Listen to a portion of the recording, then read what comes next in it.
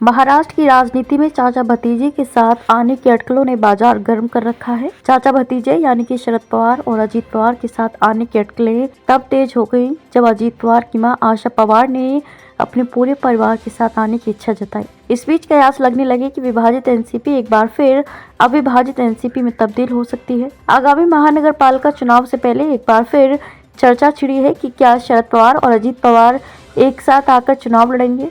चुनाव की तैयारियों को लेकर शरद पवार गुट की बैठक 8 और 9 जनवरी को होगी। मुंबई के वाईबी चव्हाण सेंटर में विधायकों, सांसदों और पदाधिकारियों के साथ चर्चा होगी और चुनाव के लिए तैयारी तेज की जाएगी। वहीं महाराष्ट्र चुनाव परिणाम आने के कुछ ही समय बाद अजीत पवार गुट के नेता प्रफुल्ल पटेल ने भी ये बात कही थी कि शरद और अजीत पवार एक साथ आ सकते हैं। हालांकि अब एनसीपी एसपी के नेता जितेंद्र आव्हाड ने साफ कहा है कि ऐसा कुछ नहीं होने वाला है। शरद पवार के एनसीपी एसपी के नेता जितेंद्र आव्हाड ने स्पष्ट कर दिया है कि चाचा भतीजे एक साथ नहीं आने वाले हैं। जितेंद्र आव्हाड ने समाचार एजेंसी एएनआई से बातचीत में कहा, हमारे जैसे कार्यकर्ता मौत पसंद कर लेंगे लेकिन किसी के साथ धोखा नहीं करेंगे। हमारी पार्टी तोड़ी गई और हमारा सिंबल भी छीना गया। पवार साहब ने कहा कि हम कहीं नहीं जाएंगे, अब हमारे सांसदों को ले जाने की तैयारी हो रही है, लेकिन सारे सांसद शरद पवार के साथ हैं, कोई कहीं नहीं जाएगा। शरद पवार के पोते और एनसीपी एसपी विधायक रोहित पवार ने कहा कि अगर अजीत दादा और शरद साहिब चाहें तो एक साथ आ सकते हैं, लेकिन मुझे नहीं पता कि वे आना चाहते हैं या नहीं। वहीं रोहित पवार ने दावा किया कि शरद गुट के कई सांसदों ने सत्ता पक्ष के दलों ने संपर्क साधने की कोशिश की, लेकिन किसी भी सांसद ने उन्हें जवाब नहीं दिया है।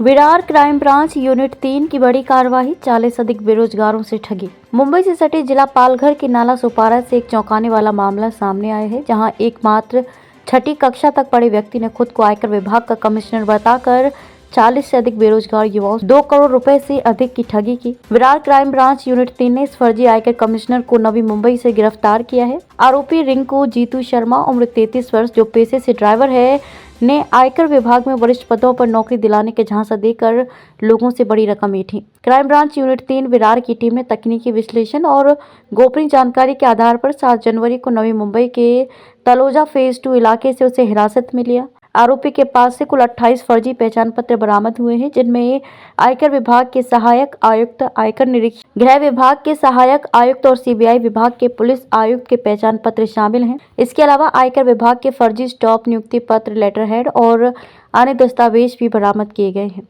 12 दिसंबर 2024 को एक शिकायतकर्ता ने पेल्हार पुलिस स्टेशन में शिकायत दर्ज कराई थी कि आरोपी रिंकू शर्मा ने आयकर कमिश्नर IRS अधिकारी होने का नाटक करते हुए उसकी बेटी को आयकर विभाग में आयकर निरीक्षक के पद पर भर्ती कराने का वादा किया। इस विश्वास उसने समय समय पर 15 लाख रुपए लिए और फर्जी पहचान पत्र व नियुक्ति पत्र भी दिए।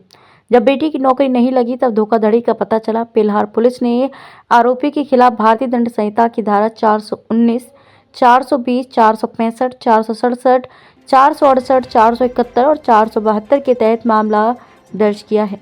वरिष्ठ अधिकारियों के निर्देश पर क्राइम ब्रांच यूनिट 3 विरार ने समानांतर जांच शुरू की और आरोपी को गिरफ्तार किया है। आरोपी को वसई कोर्ट में पेश किया गया, जहां से उसे 13 जनवरी तक पुलिस रिमांड पर भेज दिया गया है। क्राइम ब्रांच यूनिट 3 विरार के पुलिस निरीक्षक प्रमोद बडाक और सहायक पुलिस निरीक्षक सोपान पाटिल की टीम ने इस मामले की जांच की है। ये घटना दर्शाती है कि किस प्रकार फर्जीवाड़े के जरिए बेरोजगार युवाओं को निशाना बनाया जा रहा है। नागरिकों से अपील है कि वे किसी भी नौकरी के प्रस्ताव की सत्यता की जांच करें और संदिग्ध गतिविधियों की सूचना तुरंत पुलिस को दें। पेल्हार पुलिस स्टेशन में CR नंबर 968/2024 12 दिसंबर को गुना दर्ज हुआ था।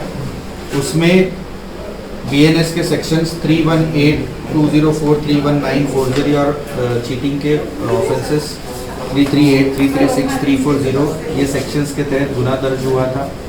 इसकी पैरेलल इन्वेस्टिगेशन हमारे यूनिट 3 के PI बड़ाक और उनकी पूरी टीम इसमें लगी हुई थी। कल हमने जो मेन एक्यूज है रिंकू शर्मा, इसको हमने तलोजा से ताबे में लिया और उसको माननीय न्यायालय के सामने हाजिर करने के बाद में 5 दिन की पुलिस कस्टडी मिली है।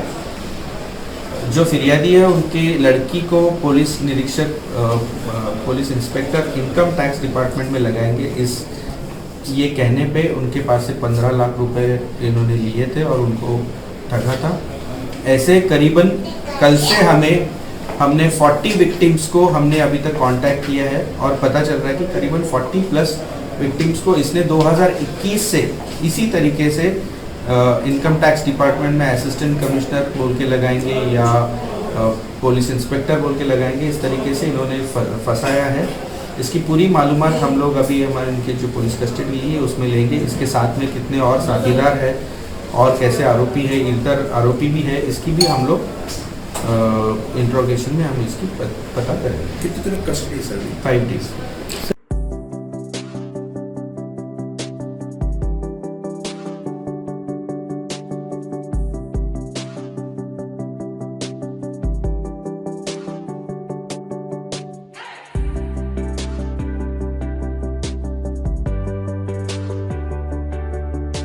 मुंबई में पहली चलती फिरती हाईटेक स्नान गृह बस का शुभारंभ कैबिनेट मंत्री मंगल प्रसाद लोढ़ा के हाथों संपन्न।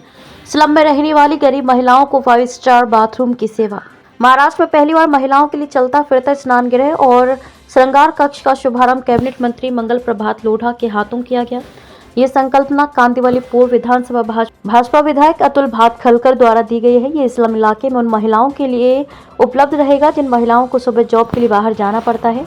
उन्हें ये सुविधा फ्री में देने का काम अब भाजपा करेगी। महानगर पालिका के द्वारा ये देखरेख की जाएगी। इस पिंक बाथरूम में महिलाओं को फ्री शैम्पू, साबुन और ड्रायर मशीन भी लगाई गई है जिससे गीले कपड़े महिलाएं सुखा सकती हैं। हाईटेक सुविधाओं से लैस ये बाथरूम महिलाओं के लिए समर्पित होगा। पिंक बाथरूम में 5 कंपार्टमेंट बनाए गए हैं जिनमें एक साथ 5 महिलाएं स्नान कर सकती हैं और अपने गीले कपड़े सुखा सकती हैं। मनपा चुनाव को ध्यान में रखते हुए भाजपा की तरफ से ये दूसरी योजना है जिसका लाभ सीधे महिलाओं को मिलेगा।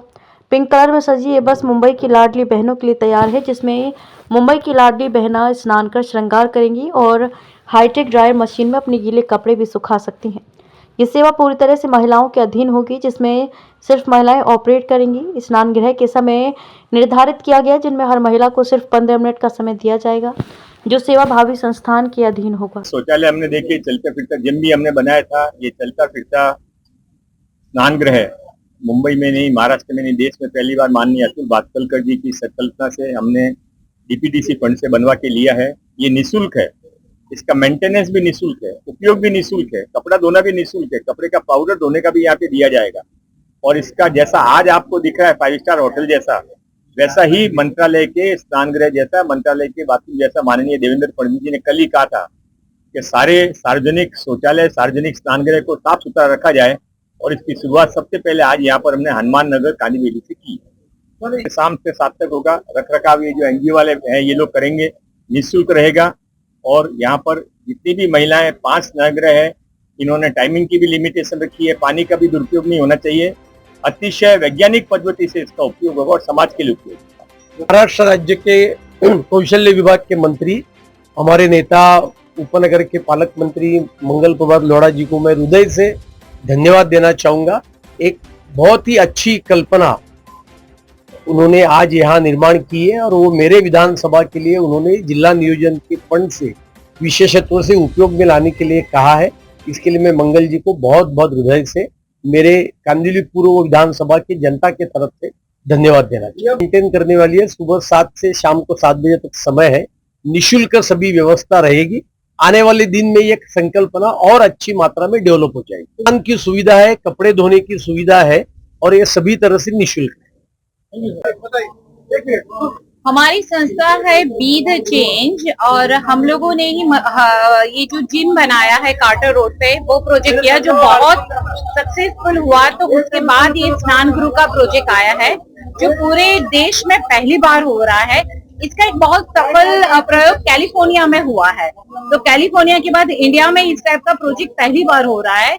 ये प्रोजेक्ट का पर्पस ये है कि महिलाओं को कोई एक सेफ जगह मिले जो उनकी खुद की स्पेस हो, वो वहां जाके कपड़े बदल सके, नहा सके, कपड़े धोना हो तो कर सके, कहीं कोई ट्रैवल कर रही हो वो आके सिर्फ इतना ना धो के अपने काम पे निकलना चाहे तो वो यूज कर सके।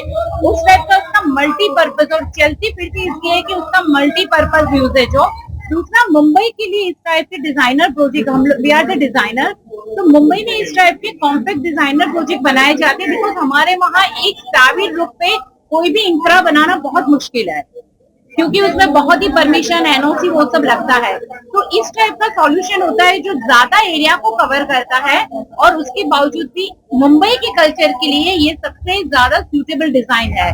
तो इसीलिए ये प्रोजेक्ट हमने किया है और हम गुजरात की कंपनी है जिसने ये प्रोजेक्ट को महाराष्ट्र के लिए डिजाइन किया है। अतुल जी की पूरी टीम के साथ बैठेंगे, किस टाइप का रिस्पॉन्स आ रहा है, क्या उनका रिक्वायरमेंट है, वो पूरा डिजाइन करके अभी तो यहीं पे रहेंगी, फिर दूसरे उस तरीके से पूरा उसका रूट फाइनलाइज किया जाएगा और लोगों की जिस तरीके से अवेयरनेस आएगी, जैसे उनकी डिमांड बनेगी उस हिसाब से करेंगे।